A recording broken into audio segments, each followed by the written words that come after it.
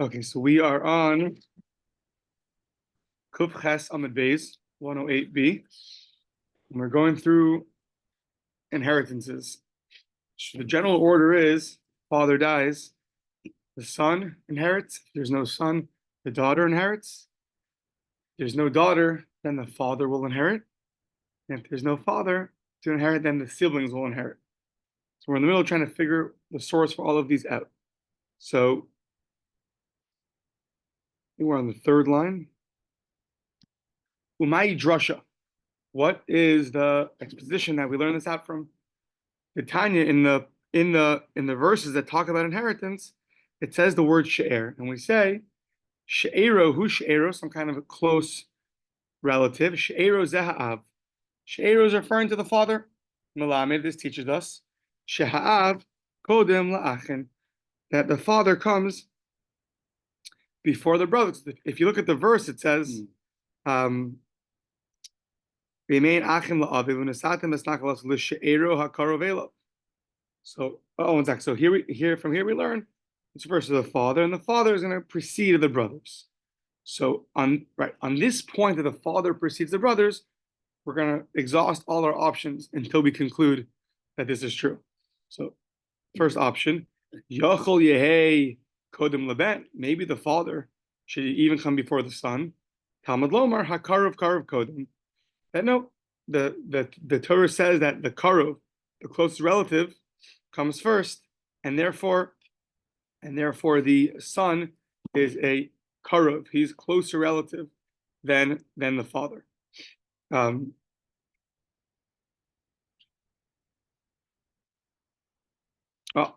We'll see exactly why he's considered closer than the father. Biologically, the guy that died has a son and a father. He came from his father. He produced a son. So we'll see there are two other areas in the Torah that we see that a son takes his father's place for two other halachas. Because of those two other halachas, even for the law of inheritances, he's also going to take his place. Okay, so let's see.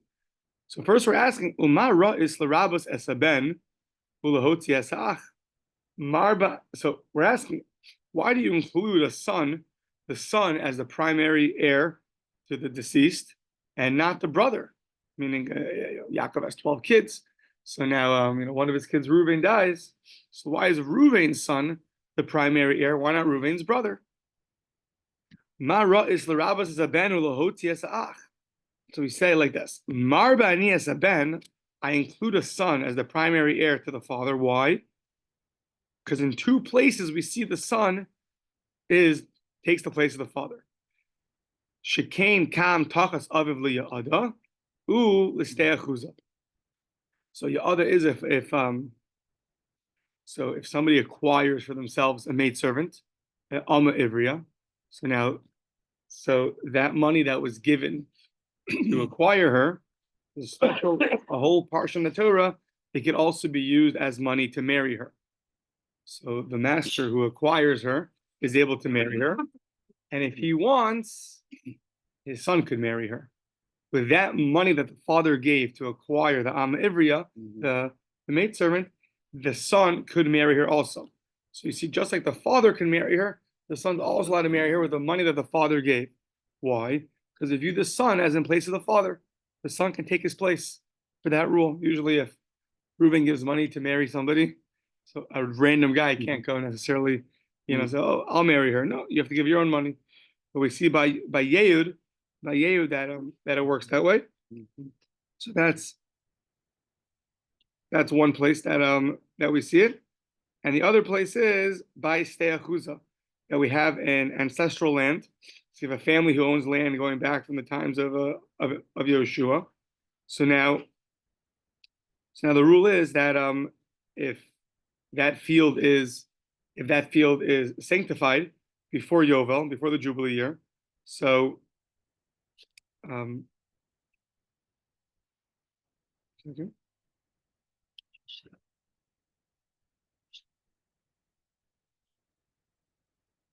right. So there's a special rule if the father or the son are going to redeem this field. So good afternoon. Good afternoon.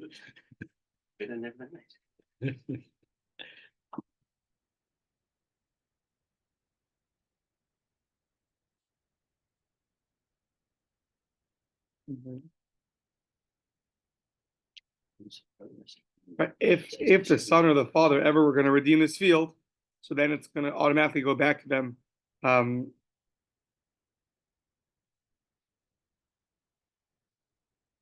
Right. So usually when you sanctify the field, so it already belongs to the base of Mikdash, it's sanctified. However, if the son is able to redeem it, it's going to go back to that family during the Yovel year, as opposed to somebody else redeeming it. So then it leaves the status of sanctity, and it's not going to necessarily go back to the family. But if a ancestral field is redeemed by a son or a father, then that will be returned to the family at the Yovel year. So once again, you see that the son, and only the son, is able to do such a thing. No one else is able to do that.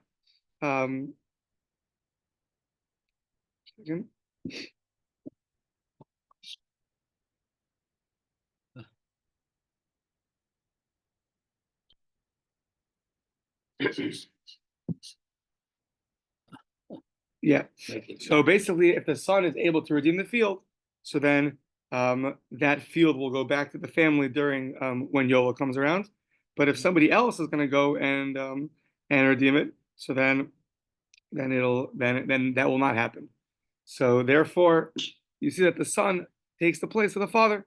No one else is considered, worthy enough to have the same status as the father himself, who owns the field. Only the son. So in both places, by Yehud and by Steachuza, we view the son as taking the place of the father. So says the Gemara, okay, but hold on. Adarabba, Marba Niasa'ach, Shekain Kam Tachas Achiv Liibum. We know that there's something called Yibum in the Torah, that a brother can take the place of his deceased brother to marry his deceased brother's wife. So you see, you can view the brother in place of the deceased. Right. So why are you choosing the son over the brother? So says the Gemara, well, hold on. Ela b'makom she'ein ben, but hab makom she'eish ben ein yibum. The whole yibum is only if the deceased has no children. If the deceased has a child, then the brother does not take over. Right. So you see, even in this case where the brother takes place of the deceased, for 3-4 lines on the bottom, on the base. You see, even when the brother takes the place of the deceased, but it's only predicated off the fact that there's no son. So you see, even in that case, the son is really the primary, right? The son is able to he's able to exempt the brother from stepping into the deceased's shoes. So you can't use that to tell me that the brother's stronger than the son. The son himself, in the case of Yibum, will exempt the brother from doing Yibum. So El b'makom she'ein ben, but hal makom she'yesh ben ein Yibum. There's no Yibum. So now, says the Gemara, okay, it sounds like time of the Ika Hai Pircha. It sounds like this rebuttal of the fact that a son in two places is considered greater than a brother, that's why he's the primary heir. But holav hachi, but if not for these two places, hava mina ach adif, you would have thought that a brother would actually be preferred to the son. He would be the primary heir. So tepaklei. So says Gemara, forget Yibum for a second. It sounds like, because of Yibum, I showed you that by Yibum, the whole brother who takes over the deceased is only when there's no son. But if you didn't have that rebuttal of Yibum, then you would actually say that a brother would take precedence over a son. But how could it be the hacha tarti, the hacha chada? At the end of the day, even if you didn't have the rebuttal of Yibum, you still have 2 versus 1. The son in 2 places is viewed as the primary heir by Yehud and by Steachuza. And the brother, even without the rebuttal of, he's only Yibum when there's no son, even without that, you should still just say it's 2 against 1. You have 2 places that the son is considered the heir, 1 place that the brother is considered the heir. So you see that that's more significant, and that itself should be a good proof. Says the Gemara, you can't do that because Steachuza gufa mahayitaima hudikakaima leiletano klum yeshibim el makom she'ein ben b'hayish ben ein yibum.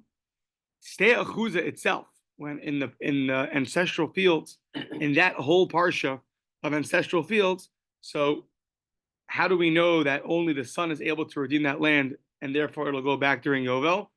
It's only predicated off this rebuttal. It's because we say that in Yibum, you see the significance of the son is greater than the significance of the brother. Because in Yibum, if there's a son, then the brother will never take place of the deceased. So it's only because you have that rebuttal, meaning you don't have an explicit parsha in the Torah that tells you by stei achuza, the son is able to redeem the land. That doesn't exist.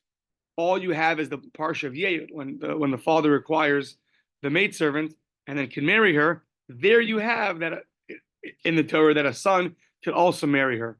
But everything else we don't have. So by stei achuza itself, the reason why a son takes the place of the father is only because of the fact that he by Yibum he has this rebuttal.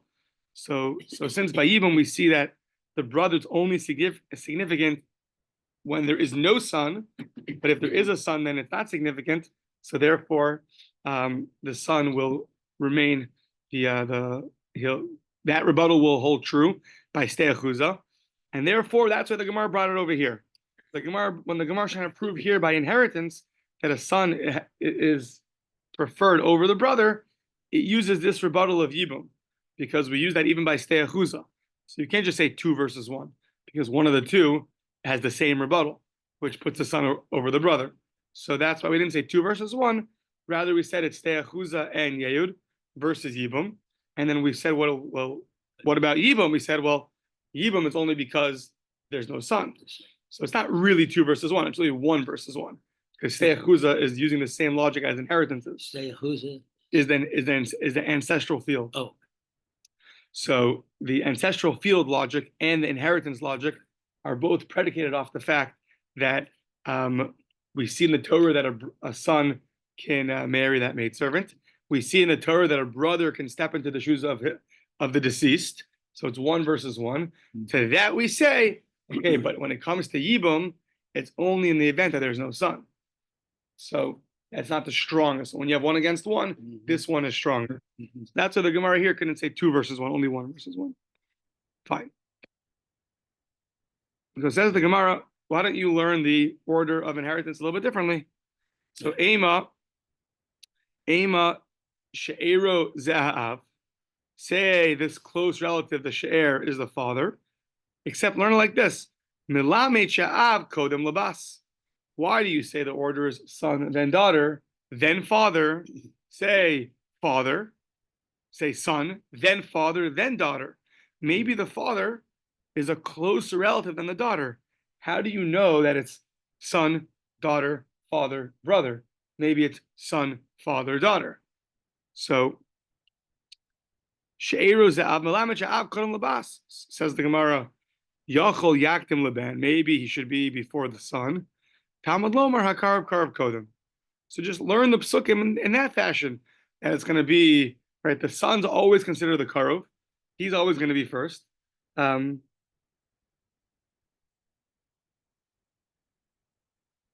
We never found that a father takes the place of the son for anything in the Torah. We've only found that the son takes the place of the father. When it says Karov, the close relative, that goes to the son. After that, it's open-ended. So maybe just say the son and the father. So to that we say, no. Ben ubas ki hadadinenhu, nachala nami ben habas ki hadadinenhu. Since when it comes to Yibum, both a son and a daughter could cause there to be no Yibum. So basically, Yibum is you're stepping into the shoes of the deceased, right? When the guy dies with no children, you want to prolong his name, so you have the brother step into those shoes. But as long as you have a child already, so we can view the child, so to speak, as already as a continuance, a continuation of the inheritance. So both a son and a daughter, if Reuven dies and he leaves over a son, or he leaves over a daughter, then there's going to be no Yibum. So you see in some way that a daughter also is a little bit, in the shoes of her father. Both a son and a daughter, both are able to exempt the brother from Yibum. So However, the Rashbam points out, by a father, you don't see that, right? So if Reuven died and left no children, but he left Yaakov, his father, alive, so we don't say that there's no Yibum because the father's alive, right? So Yaakov has 12 children. So now Reuven dies, and Reuven has no children. So you'll say, okay, we need to prolong his name. So someone's going to tell you, don't worry, his father's still alive, but that doesn't exempt anybody from Yibum.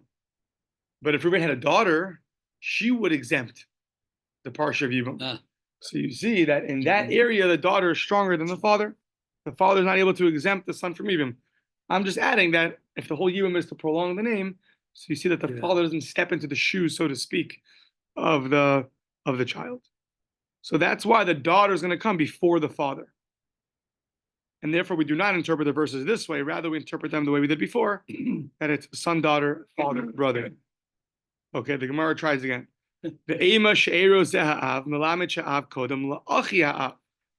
Says maybe interpret the verses in the following way.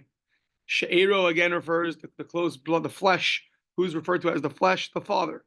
Zeha'av. You should use the pasuk to teach you that the father comes before his brothers. Now, maybe Yochol Yakdim La'achin. Maybe he should come before the brothers of the deceased. Talmud Lomar HaKaruv Kodem. So, and to that we say no. HaKaruv Kodem, that really the brothers of the deceased are going to come before the father.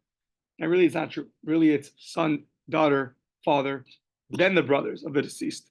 What we're saying now, learn the pasuk that it's referring to. The fact that She'ero is called an Av teaches you that it comes before his own brothers. So a father will come before the uncles. So once again, if Reuben has a bunch of brothers, so now when Reuben's children die, so now you should learn that Reuben comes before his brothers,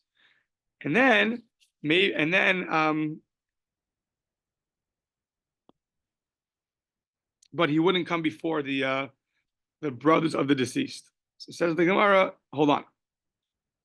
You don't need a pasuk to teach you that a father comes before the uncles. So if someone died and they have two people to inherit, the guy's own father or the guy's uncles, so that doesn't need a verse. That's pure logic. Why?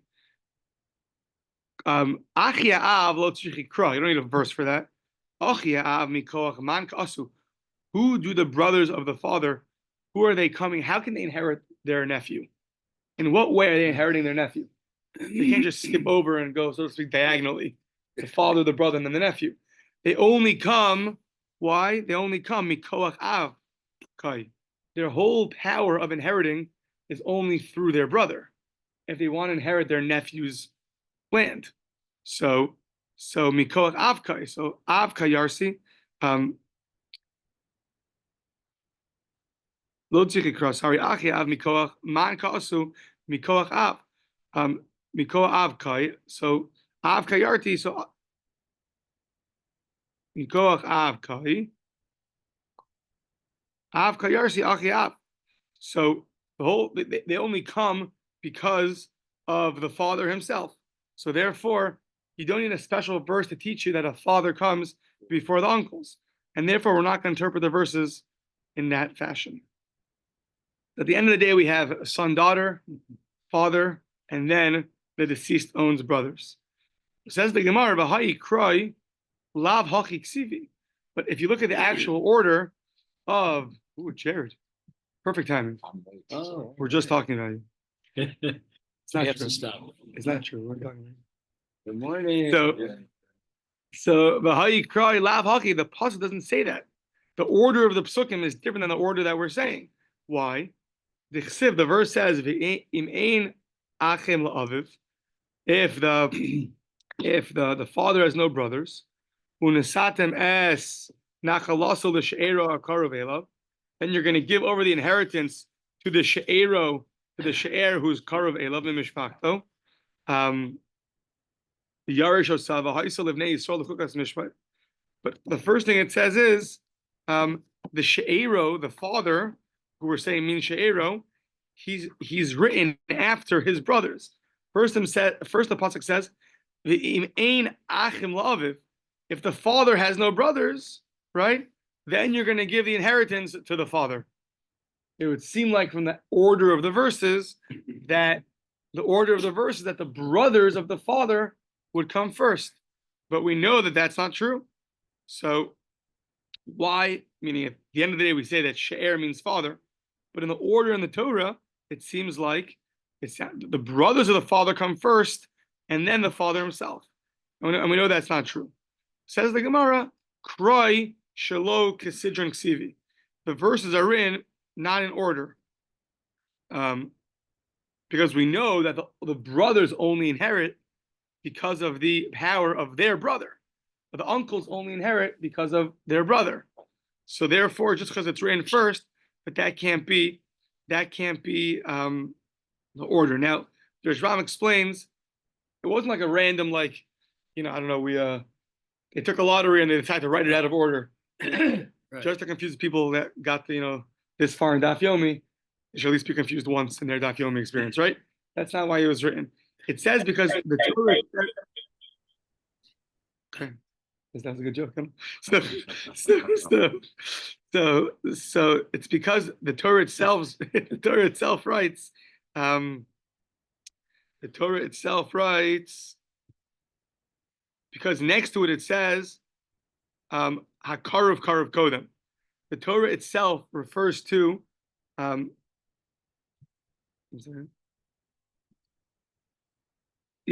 it says V'mein Achim Lach, if the father has no brothers. So if there are no uncles, right, then you give over the inheritance to the She'ero, which refers to the father, Hakaruv Elav, who's the closest relative. So once the Torah told you the closest relative, it expects you to figure out now the order that's going to be in some way. So once it says closest relative, you're not going to come and conclude and say, well, it says closest relative, so therefore the uncles should come before the father. The uncles only inherit because of the father. We're not going to skip over diagonally. So once it said that, it says, the Rashbam says, you yourself will be Tasader according to the closeness.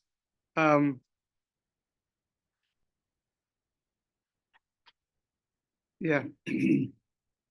Yeah, okay. Fine. That's the first exposition from this word she'er, and she'er referred to the father, and it came to teach us that the father comes before the brothers of the deceased. So at the end of the day, the verse is teaching you a certain novelty, that if a guy dies and he leaves over no children, but he does leave over a father and he leaves over a brother, the Torah teaches you that the father is considered closer than the brothers. There it's really not clear. Meaning, what would you say? Who's closer, the brother or the father? I don't know. That's hard. Logically, it would seem like, right. So I guess the fact that Torah had to teach you that, you could have thought maybe a brother. I guess you would have thought, since you both come from the same place, you're closer, whatever, horizontally, whatever. In my imaginary family tree, you're closer horizontally. So, but says the Torah that no, the father actually comes closer than the brother. Yeah. So at the end of the day, it's son, daughter, father, son, daughter, father, brother. Once you don't have those four, then you'll find the father's closest relative through the paternal lineage. But now we're going to have another verse that's going to expound it a little bit differently. Of course. So the following brisa learned it out from here. You see where we are, Jared? Yeah. Perfect. So the Tanya, we learned in a brisa. Ezu Darish Rabbi Shmuel. Rabbi Shmuel expounded. Ezu Darish Rabbi Shmuel Rabbi Yossi.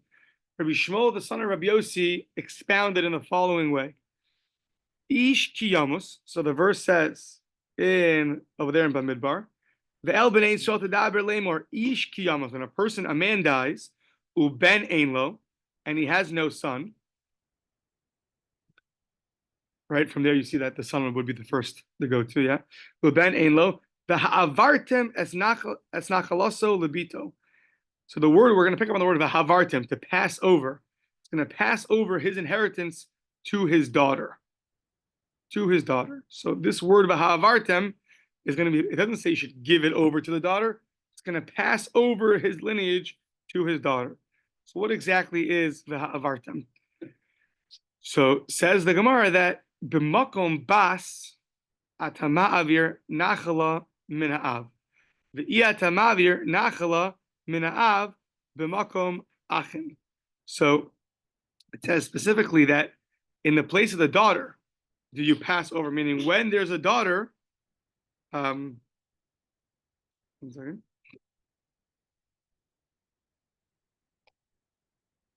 Yeah, you pass over the father, meaning it says that you're passing over.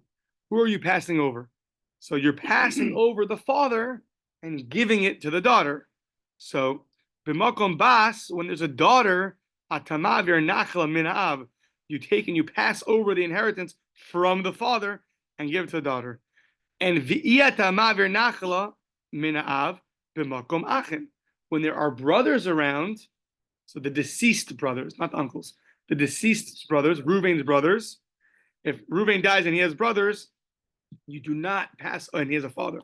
So Reuven dies and he has a father, Yaakov, and he has a brothers, Shimon, Levi, Yehuda, and no children. You do not pass over from the father to his brothers. Rather, it will go to the father. That's the same order we have. Son, ben ein lo. Daughter, we learn right now, when there's a father and a daughter, the daughter takes precedence. And the daughter takes precedence over the brothers. Then it sounds like the father will get it, and then the brothers will get it. So, okay, so that's this exposition. So now we're going to do what we did earlier from the previous one, and we're going to keep asking on this until we exhaust our options. Just keep in mind, it's just interesting that this exposition we needed to teach you that through a verse, that it passes over the father and goes to the daughter. Earlier we said it's just logical from Yibum, since the daughter and the son exempt the Yibum from taking place. So there you just need the logic of Yibum. Here we need a verse. It would seem like that Yibum logic for some reason would fall to the wayside, because whenever you need a verse to teach you something, it means logically you couldn't figure it out. Earlier we didn't need a verse for that. It was logical. It's interesting. This idea that Yibum exempts the uncle from marrying the wife. Apparently, it's not the clearest place that we see the stepping in the shoes of the deceased. You have to know what to do with that. Okay, food for thought. Yeah. So on your drives home today, you'll be thinking about it, of course, if you're stuck in traffic. Okay, so now let's see. Ve'ema b'makom bas atamavir nachla min achin. Say, hold on, maybe b'makom bas, when you have a daughter, atamavir nachla min achin. Maybe the verse is telling you not that you pass over the father and you give it to the daughters, rather you pass over the brothers and give it to the daughter. So when you have, so the son will go first, then the daughter, but then afterwards the brothers will get it. It's just teaching you that when you have a daughter and brothers, the daughter takes precedence. Not when you have a daughter and a father, the daughter takes precedence. Only when you have a daughter and brothers, then the daughter will take precedence. Turn the page. But you're not going to pass over from the father. Afilu b'makom bas. Maybe when you have a father, it'll go son and then straight to the father. So if Reuven dies, if he has a son, his son will get it. If he has no son, then Yaakov will get it. The father will get it. How do you know that it's specifically skipping over the father? It just says it's skipping over. Maybe it's skipping over the brothers. The Havarta. So says the Gemara, Im Kain, if that would be true, that when you have a daughter versus the brothers, you skip over the brothers and you give it to the daughters, but really the father is going to be number 2 in line, just between number 3 and number 4 in line, you'll give it to the daughter over the brothers. Im Kain lo nichtav rachmana v'havartem. Then the Torah should not have said the word v'havartem. So, because if it didn't say v'havartem, 1 second. Vahavartam. Right. So if this is true, then it should skip over. If the whole point of Vahavartam is teaching you that we skip over the brothers and just have and give it to the daughter, then don't say the word Vahavartam at all. Why?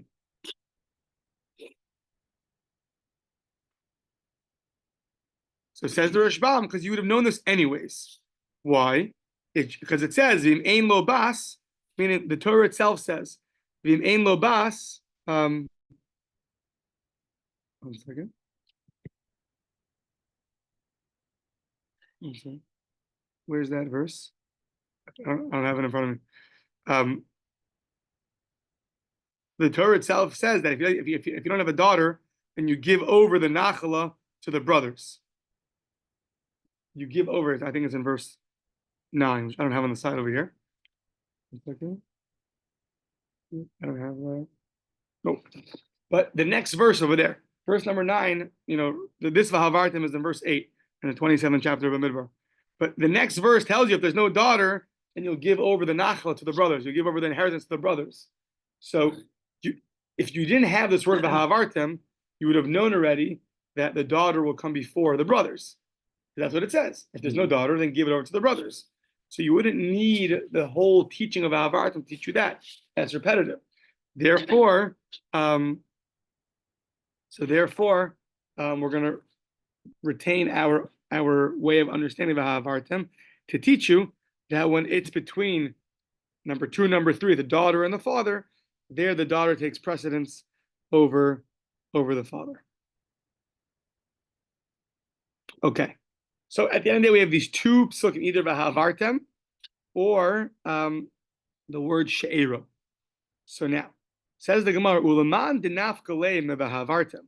The one who learned from mevahavartim, so that Vahavartim teaches you that really a daughter comes before the father. So hayi she'ero ma'yavidlei. What do you need with the word she'ero? Before she'ero taught us that was referring to the father, and therefore the father will take